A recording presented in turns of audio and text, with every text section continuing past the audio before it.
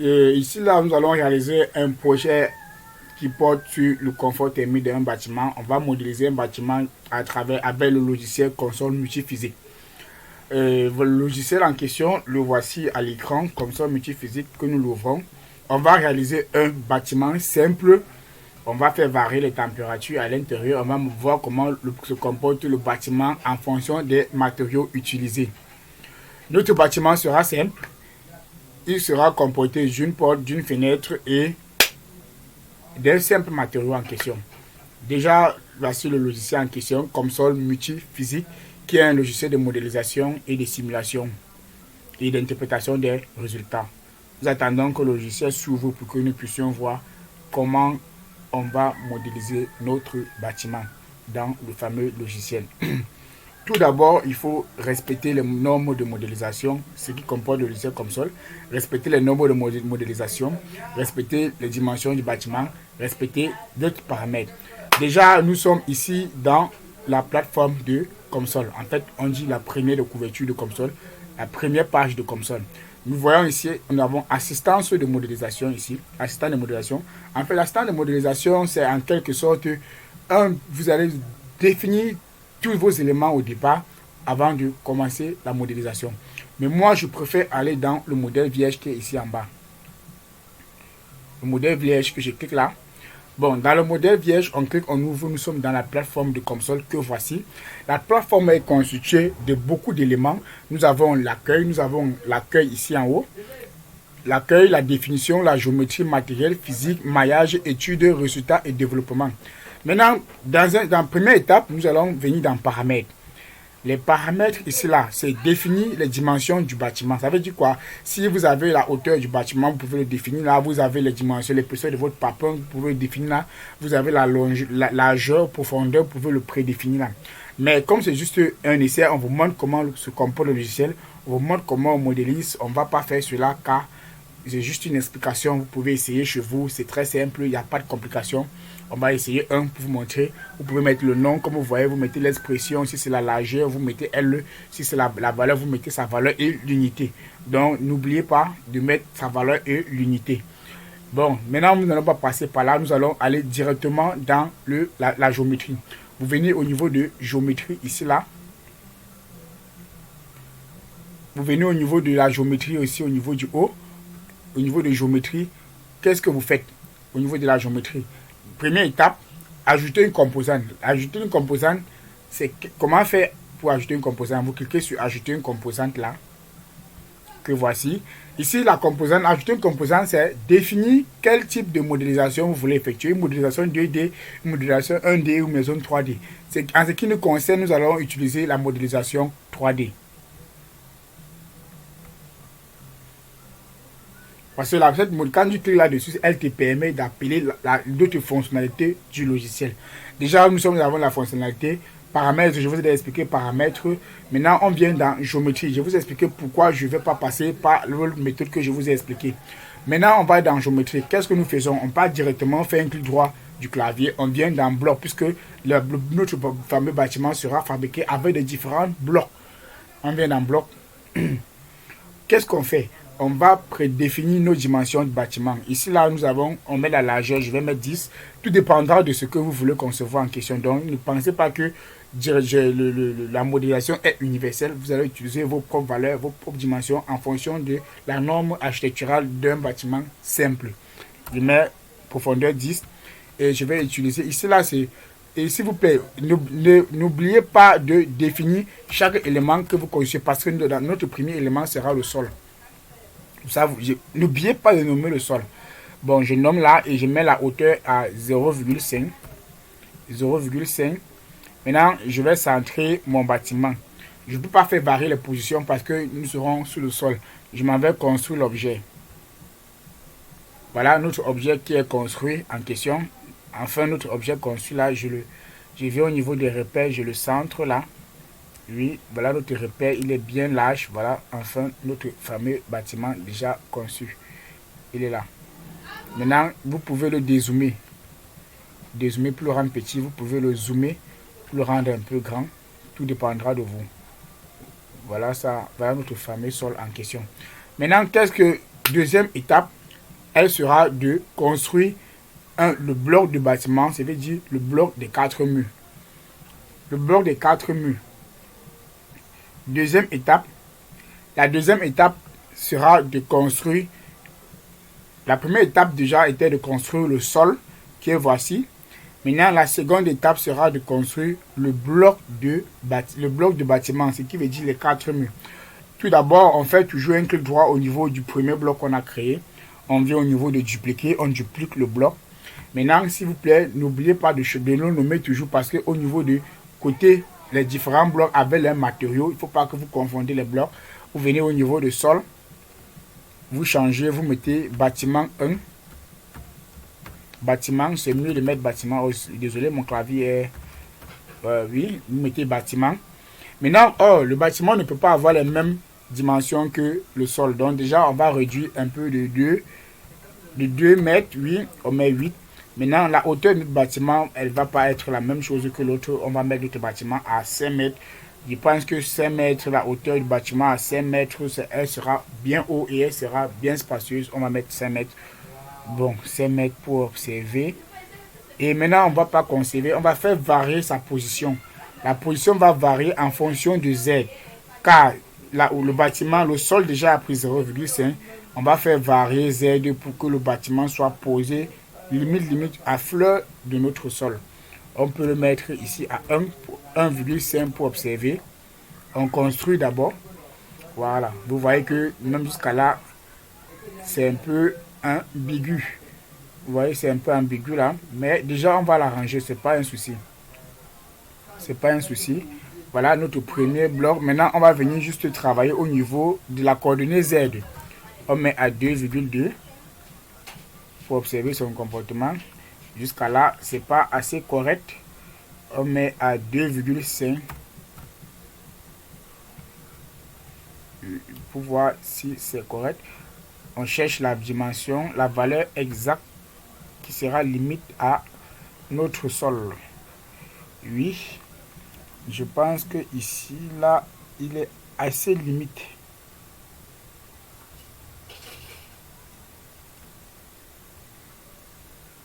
Ouais, je pense que ici, là, la dimension est assez limite. Bon, déjà, on ne va pas conserver cette dimension-là. La dimension, c'était juste pour voir comment on peut poser. On va lever notre bâtiment légèrement pour pouvoir permettre la différence entre le second bloc qu'on va créer.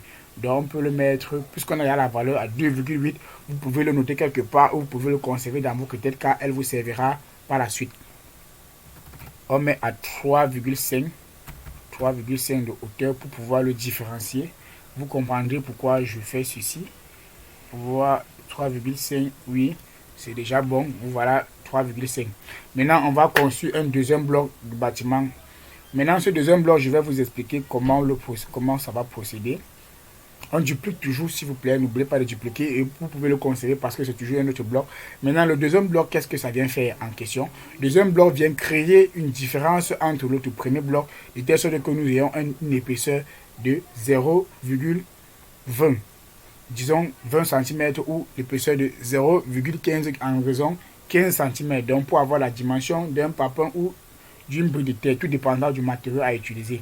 On peut mettre 8, quelque chose, 8 moins, parce que moi je vais utiliser 0,20, moins 0,20. Ici, là, 8 moins 0,20. Oui, on va conserver la hauteur. Non, on peut faire aussi varier la hauteur pour qu'elle soit différente de celle avec qui nous sommes le premier bloc. Donc, on va créer une légère différence. On construit pour voir son comportement. On observe là, on peut encore augmenter la hauteur de quelques centimes. Oui, pour qu'on voit une réelle différence. Voilà une réelle différence observée entre le bloc 1 que voici en bleu et le bloc 2 que voici en rouge. Maintenant, qu'est-ce qu'on fait? Par la suite, qu'est-ce que nous faisons? Nous venons dans géométrie ici en haut, nous cliquons sur géométrie. Quand nous cliquons sur géométrie, nous venons dans boolean et partition. J'espère, il ne faut pas oublier boolean et partition. Ça nous permettra d'extraire le second bloc, d'extraire et pour créer le vide. On clique sur boolean et on vient sur différence. N'oubliez pas différence. On clique sur différence. Voici le bloc à conserver en jaune. On clique sur le bloc à conserver en jaune que voici. S'il vous plaît, n'oubliez pas d'ouvrir d'abord. Vous cliquez sur le bloc ici. Le bloc à conserver en jaune, que voici en bleu. Ceci qui est à conserver. Vous le fermez. Voilà ça qui est en jaune. Et le bloc, l'objet à soustraire. Voici l'objet à soustraire qui est en rouge. Et vous venez cliquer sur construire. Voilà comment ça a été fait. C'est construit. Voilà ça, le vide. Vous voyez le vide en haut et en bas. Maintenant, comment faire pour poser notre bâtiment au niveau du sol? La valeur dont je vous ai demandé de conserver. Maintenant, comment faire pour conserver notre... déjà, voilà la différence qui a été créée, qui est bien. Vous pouvez observer la différence qu'on a pu faire. Voilà notre épaisseur qui est de 20. Voilà l'épaisseur du mur qui a été créé qui est de 20 centimes bien sûr. Et en quelque sorte 0,20 mètres. Maintenant, je vous ai bien demandé de conserver une valeur qui était de 2,8. C'est cette valeur-là qu'on va rentrer au niveau du bâtiment 1, notre premier bâtiment. Et on va venir mettre ici là parce qu'on veut poser le bâtiment au niveau du sol. On met 2,8. On revient dans bâtiment 1 encore. On met 2,8 bien sûr. Et on passe sur construire l'objet. Voilà. Enfin, vous voyez notre bâtiment est posé tout doux au niveau du sol. Donc, vous voyez, enfin c'est fait. Voilà en quelque sorte notre premier bloc réalisé, constitué du sol et des murs déjà réalisés.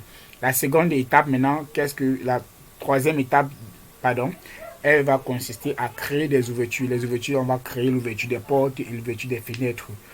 Et cela est très simple. Donc, restez juste scotché à la chaîne. Regardez point par point et détail par détail parce que ce logiciel n'est pas compliqué, mais il faut être très concentré pour pouvoir comprendre le fonctionnement de ce logiciel. Maintenant, on va créer un deuxième bloc parce qu'on va créer les ouvertures. Comment créer les ouvertures? Qu'est-ce qu'on fait? On vient toujours dans nos différents blocs là. On crée on duplique toujours les blocs, bien sûr. On duplique les blocs et il faut pas, quand vous changez de transition, il faut n'oubliez pas de nommer. On peut mettre ici la porte. Maintenant, les portes, qu'est-ce qu'on veut? On veut mettre la porte de quel côté, de quelle face, bien sûr. On veut mettre la porte au niveau de la face. La face nord ou sud. Bon, de toutes les façons, vous verrez comment je vais mettre la porte. J'ai dupliqué le bloc de porte, j'ai écrit porte. Maintenant, je vais faire varier quelle valeur? Je vais faire varier quelle valeur? La largeur, bon, puisque voilà les coordonnées. Il faut qu'on travaille en fonction des coordonnées. Oui, voilà les coordonnées. Donc, ce qui veut dire, je vais travailler. La porte va être placée en fonction de X, le côté de X. Ça veut dire la largeur. La largeur, on va faire varier les distances. Nous avons une dimension de la longueur, la largeur de 8 cm. On veut une porte de combien de largeur? On veut une porte de 2 mètres. Oui, 2 mètres, ça fait 8 moins 5, 8 moins 6. 8 moins 6. 8 moins 6. Et sa profondeur, on va faire varier la profondeur légèrement, on la met à 5. Oui, pour pouvoir extraire, vous comprendrez pourquoi. La hauteur de la porte, on la met à, nous avons une hauteur de 5 mètres, on la met à 2,5. Oui, maintenant la position, on va faire varier en fonction de, bon, on le construit d'abord, on va le déplacer au fur et à mesure. On l'a déjà construit que voici. Maintenant, on le déplace en fonction de X. On le déplace en fonction de Y, bien sûr. Parce que voilà l'axe des Y. Voici l'axe des Y. Voici l'axe des X. Et Z, c'est comme ça. On le déplace en fonction de... On fait à moins 1. On fait à moins 4. Oui. Voilà notre bloc. Voilà notre bloc de porte déjà réalisé. On peut mettre la hauteur à 3 mètres bon, pour pouvoir avoir une très grande porte parce que notre bâtiment est très bien haut. On met à 3. Maintenant, on la fait descendre à 2, on fait varier la distance. On la met à 2,3. 2,3. 2,2. Bon, on va observer. Oui, 2, voilà, on descend encore à 2, 0, 0 bien sûr. Ouais. Je pense qu'elle est bonne comme ça. Voilà. Voilà notre bloc créé. Maintenant, on va créer un autre second bloc. On peut toujours dupliquer la porte. Maintenant, on va créer l'autre bloc de fenêtre. On duplique toujours. Maintenant, on va venir nommer. N'oubliez pas toujours de nommer. Faut pas oublier de nommer fenêtre.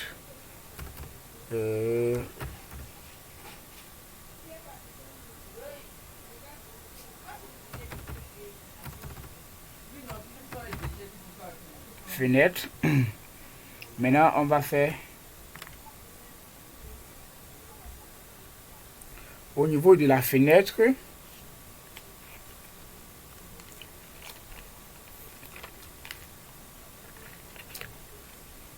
Au niveau de la fenêtre, on va faire varier. On veut une fenêtre où nous avons 8. On va faire une fenêtre de 3 mètres de large, bien sûr.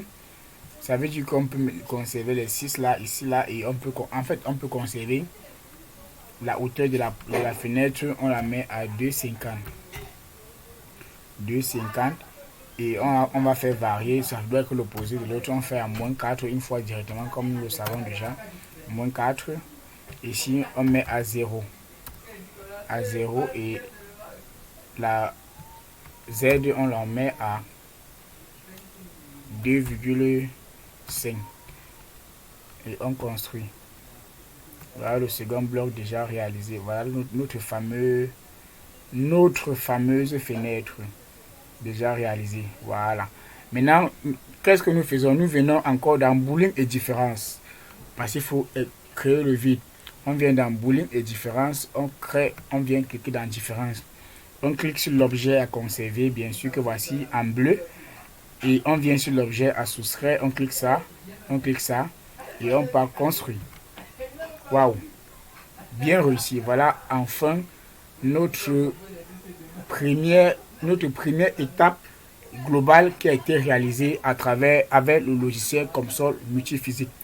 Déjà, on va s'arrêter là pour la continuité de ce projet. Ça sera dans notre prochaine vidéo. Restez scotchés sur la page pour ne manquer aucune vidéo, pour ne manquer aucun détail, car vraiment ce projet, elle sera réalisé en 3 ou 4 ou 5 étapes. Ça sera en fonction des différentes modalités que nous allons voir comment finaliser ce projet. Mais sachez-le, ce projet est réalisable très facilement, très accessible, et aussi il faut juste rester attentif pour ne manquer aucun détail, pour manquer aucun point, machin, vraiment rester scotché sur cette page, car il y a des merveilles qui arrivent, il y a des bonnes choses qui arrivent. On va travailler sur beaucoup de choses, et vraiment ce que je peux vous conseiller, c'est juste abonnez-vous pour ne manquer aucun détail à ma chaîne.